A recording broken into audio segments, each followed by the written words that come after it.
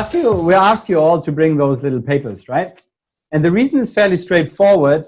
We want you to take either side of the coin. So I'm going to ask you a question right now, and I want you to hold up your very, very first answer. And the first question is, where do you see the future of employment in hospitality? Outsourcing or building talent in-house?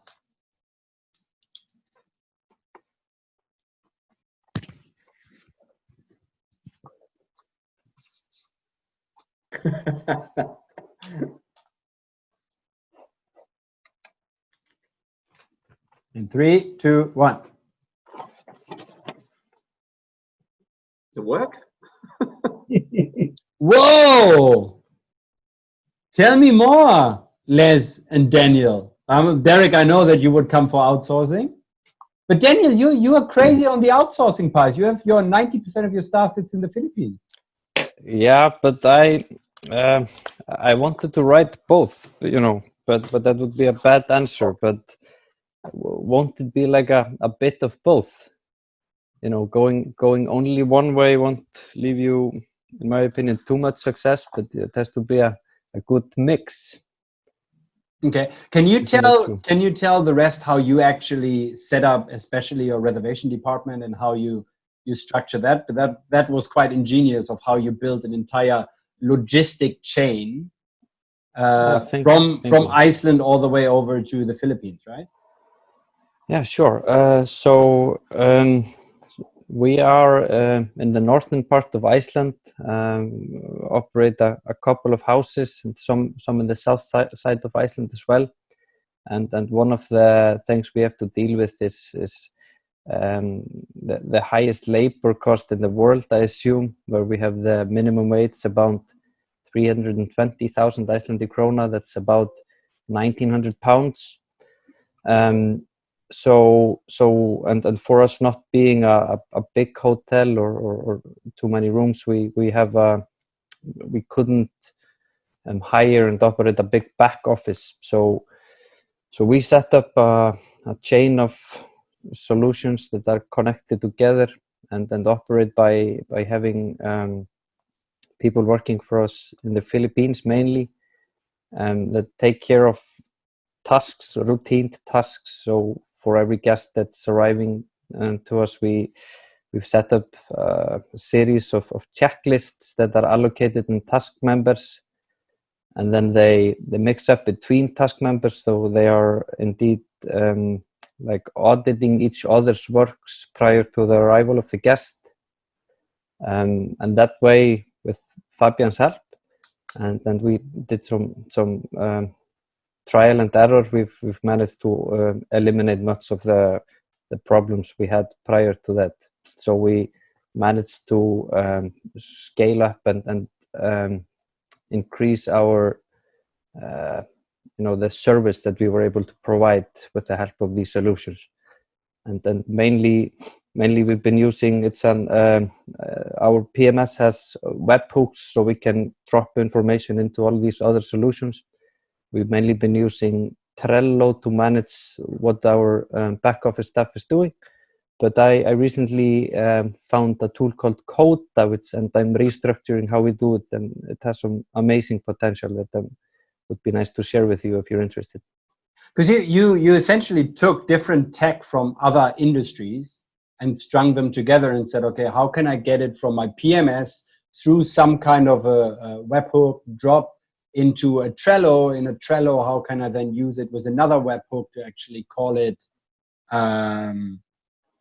whatever it might be, right?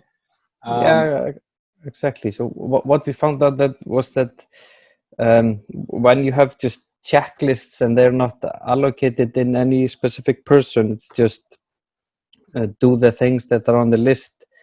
It wasn't working too well, but once that we had specific checklists that were attached to specific guests and allocated to specific staff members, then we said that my name is John and I've finished this checklist today, and this is for the guest, Fabian, that's arriving on Tuesday. And for these things, for the checklist to appear automatically and being allocated to a staff member, and it rotates who's responsible for this, that has worked very well for us. And yes, we're using a tool called Zapier for that. That's a really useful tool. And you also used, I think, Google Data Studio, and you used consultants to literally build it for you, right? So as projects. Yes. Like the outsourcing was outsourced to build an outsourcing model. yeah, in a way. But we were updating that in Coda, and another thing that was really surprising and has worked really well is when we do it that way, we can actually measure the productivity and value that each staff member is giving us. So we can compare the rate they answer emails and finish tasks. And I'm now working on seeing if we can, in a way, provide, like, not giving them a flat salary, but it would be a motive for them to do more and create more value with the work they do. So that was what we saw when we started pulling up a dashboard for our progress and comparing how staff were doing. That it's not, just the same as using your tool, Infinito, with looking at reservations. A lot of things become much clearer when you measure every single email that's answered and every single reservation that's prepared before arrival. And yet you say in-house. Yeah, the knowledge has to be in-house, and I'm that was, if we just outsource everything and build up professionals and specialists in your company, outside your company, the knowledge is being created elsewhere. I want the knowledge to stack up and grow in our company, and then outsource, specific tasks, of course. But I don't want to lose the knowledge if the company that's being outsourced to, goes somewhere else, or I want to grow. Daniel, whenever I've visited Iceland, or you see Iceland on the football, let's say in the World Cup recently, there's a real strong sense of pride and let's say an altruism in Iceland. How has the local market in Iceland reacted to you offshoring work? The pendulum for the labor movement and the minimum wage requirements, we are really socialist, so I honestly I don't advertise it, for the Thanks for coming on the webinar. Yes. That's something that would be PR, from a PR standpoint. Advertising it wouldn't be strong, but having said that, advertising good service that we wouldn't be able to provide only by using Icelandic employees, then people come again, and they're astonished in many ways. For example, we're a small property, but you can call us 24/7 because we have employees in the Philippines answering the phone in the night. And looking at your security feed. Yeah, exactly. Yeah. So this is a sort of service we would never be able to provide if it weren't for this. So it's which side of the coin you shout about and share. So now, Les, you said outsourcing, and Rob, you said insourcing, right? Yeah. Right. So I agree with Daniel. Because I'm assuming you're all similar boats where, we've shed 80% of our employees at the moment. So when we rebuild, our intention is to try and outsource as many services as we can. For the likes of housekeeping, for instance, we'll use a third party for that. And of course, housekeeping probably accounts for 40% of our payroll. Now, that's a big move for us. We couldn't have done that previously, so the COVID crisis has allowed that, because we've got a clean slate. But our intention is to have 100 hotels. So my owner's goal is to have 100 hotels. And as we scale up, I take on board Daniel's comments that we intend to keep the real talent at our support office level, And sure, that group may grow over time, but not to a great deal. I think every time there's an opportunity to outsource a role, like digital marketing, for instance, something similar, reservations, we're using the Philippines already, then we'll continue to have a bigger reservations pool out of the Philippines, but in New Zealand, people in that reservation space, because I agree, I think it's important to keep the IP and understand that, and you retain some control, of course, because inevitably things go wrong. And because I guess the reason I primarily put outsources is that, one of the lessons we've learned through this crisis is that the flexibility of workforce is really important. And no doubt there'll be another crisis down the road somewhere. So the ability to shed those responsibilities quickly is the real reason we would go back. Well, we'd really push this outsourcing option. Is there something you wouldn't outsource as your life depends on it? Yeah, COO role, I've never outsourced. I think that bloke's doing a great job.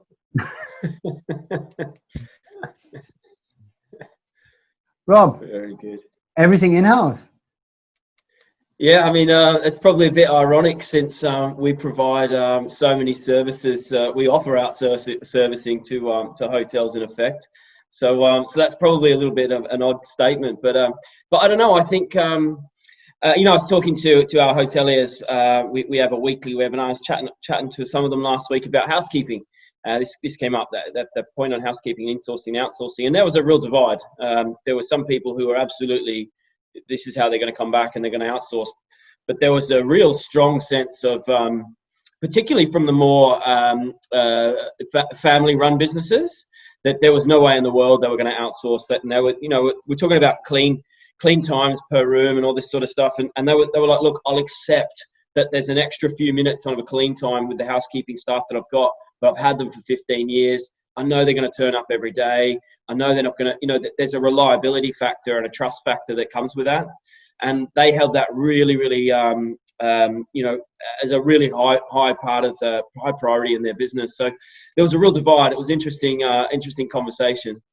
I can imagine. Now, Les, you said something interesting you said something around the shave it off or shed it off when there is another, so the ability. Now, Derek, you sit at the receiving end then, no? You essentially, when you go into your own crisis mode the moment pandemics hit, you kind of go like, okay, yeah, bye guys, I'm the first to go. Is that happening, or you see actually more demand? It's a bit of a catch-22 situation. Obviously, the COVID-19 has impacted all of us in some way or form. However, we've actually managed to secure more contracts during COVID-19. So new hotels, purely on the basis is that they've realized now that either their commercial setup is not correct, distribution is not correct, even just their general strategies aren't correct. And instead of hiring someone now or realizing they need to hire someone now, they're starting to look at outsourcing that, because it could be based on various aspects. It could be retainer based, it could be percentage of base. So the ability to flex a pricing module or a cost model for a hotel is super easy when outsourcing. When hiring a full-time talent, you're paying the face value of that talent. You want the best commercial director in Asia, you're going to pay the price for the best commercial director in Asia. Want the best commercial directing company, a different story, because it can be tiered in, because a company has potentially got other customers and other sources of income, where a person is a person, and that is their livelihood. So I do understand that, yes, it's easy to cut off contracts when something like this does happen. But there's a very high chance that this business might have a built cash flow or other income streams, where if you retrench a person, on the other hand, yes, it's going to make you a quick saving, but from a talent retention point of view, it becomes difficult. In our country, or say South Africa, for example, if you retrench someone or formally retrench them, you're not allowed to fill that position for 12 months. So legally, if we retrench the CEO, we legally cannot hire another CEO for 12 months. So is it worth having such a big gap in terms of talent, especially on your upper tiers?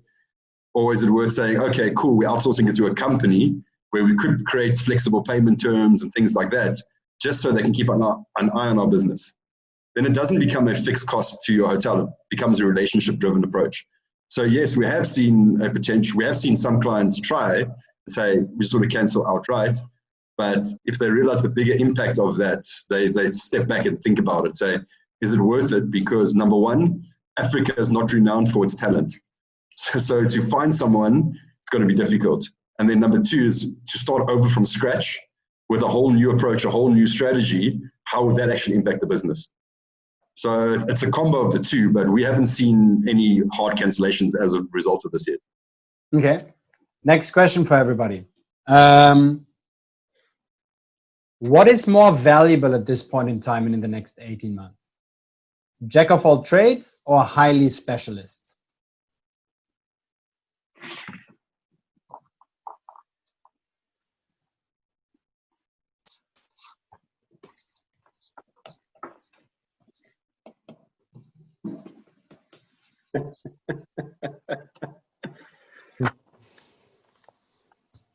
Superman.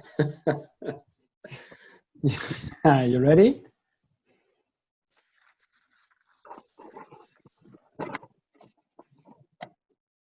Specialist, in turn, specialist. Okay, you're Jack and Jill, Les. Yes, that's because our current hotels, the operating hotels are down to 5 or 10% occupancies. So in those hotels, the operational people are people we've chosen because of their all-round skills. They can make a barista coffee, can clean a room, check someone and answer a phone. So that's where we've gone to in an operational sense.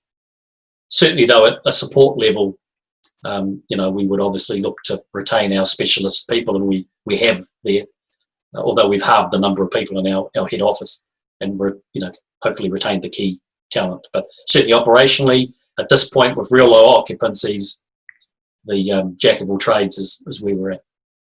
At what point would you change your opinion then? Oh, certainly as revenue begins to grow, Okay. We'll have to re-employ specialists.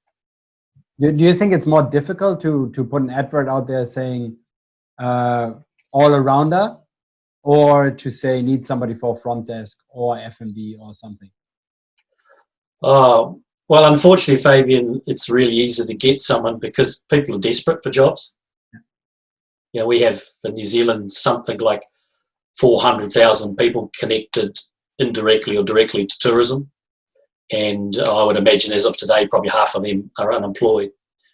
So, that's the unfortunate circumstance. It's really easy to get people. And as a result of that, people are not being forced to do it. They're actually really keen to get involved. And that's one thing we've probably discovered is that some of the existing team members that we have retained are enjoying that flexibility. They are being a little bit stretched, and I'm mindful of that. But, they seem to be actually enjoying the different roles they're undertaking. I have a lot of go ahead, Rob. Have you had to how have you had to handle like the training side of things? I guess a barista is a well-trained barista and a receptionist is a receptionist. How have you had to manage, okay, now you're going to be a barista and a receptionist? How have you managed that sort of process? Actually, we've just done it with good humour, Rob. The hotel manager making coffee has caused a lot of laughter at an operational level, and they've come in for a lot of criticism. As you know, it's kind of the Kiwi way. If you can't do it, we take the piss. And Aussies do the same. So I think people have actually enjoyed it because there's a real sense of camaraderie. So there's been no issues like that. There's been some humorous moments, but we've taken it really well. Yeah, and of course, even a hotel at a full capacity still has its peaks and troughs throughout the hotel, doesn't it? I mean, you've got your check-in and check-out time, and then the sort of middle of the day is a bit of a lull, and then you got lunch service in a restaurant or a conference. So you have got those ebbs and flows that you could potentially work with even when you're busy, right? Yeah, that's right. It's also been part of our company culture that we keep our feet on the ground and we appreciate everyone's skills. It's really important that, I haven't got a formal education, for instance, so I probably, like a lot of you, started, in the kitchen, and I've worked my way up. And so, I hope that those values come across the whole company, that we've always treated people who are, washing dishes or making coffee as being essential to us.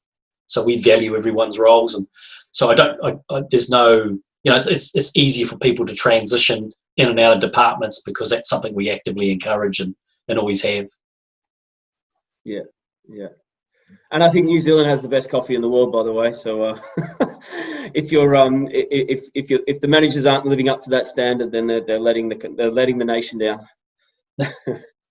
But do you see where we're still employing people by functions versus their kind of capabilities? And why I'm saying that is, I think Les, you and I, we talked about that in regards to if you have somebody really good at upselling, right? And Rob, you also said you had a different parts of the day, you have different parts of the hotel being essentially more busy, right?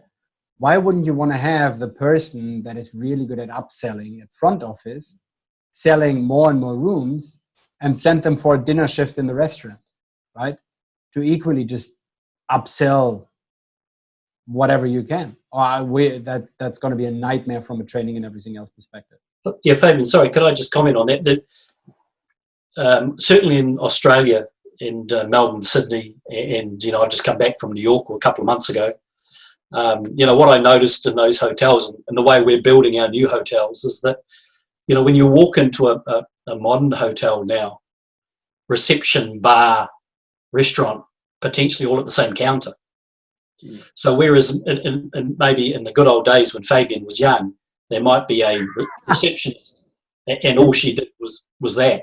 But now the expectation on that person is that they can pour you a drink, make you a cup of coffee, check you in, potentially park your car if need be. So I think there's been a physical change in the way we interact with our guests. And so I think there's a real move to making sure that our guests are even more, catered for, and our staff's are more flexible, kind of, Rob, like an IBIS style approach, I guess. You're seeing that come really through to even 5-star hotels now where, that's just a physical change. That's certainly what I've noticed. I don't know if you gentlemen have seen the same around the world. But Daniel, you essentially refurbed your entire hotel, right? You put 3 buildings and connected them.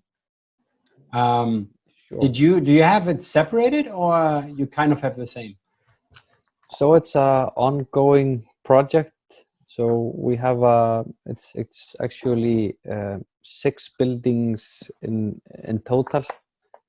But we're working on the, we recently came out of a construction building a big part of it, and thank God we hadn't started building the next phase before COVID. It was one of the upsides of doing it this way is we can do it in parts and then stop in between. Like now, we were lucky with the timing of all of this, so and we hang on a little bit.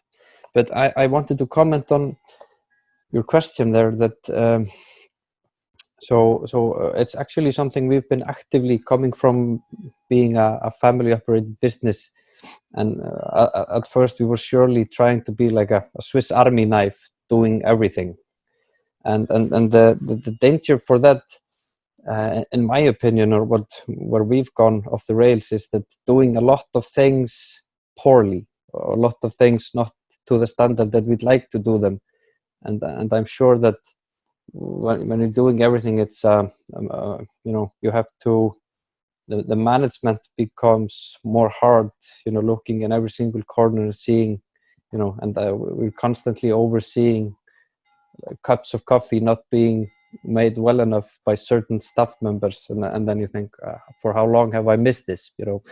So that's why we've been recently trying to go in the direction of doing fewer things better and outsourcing.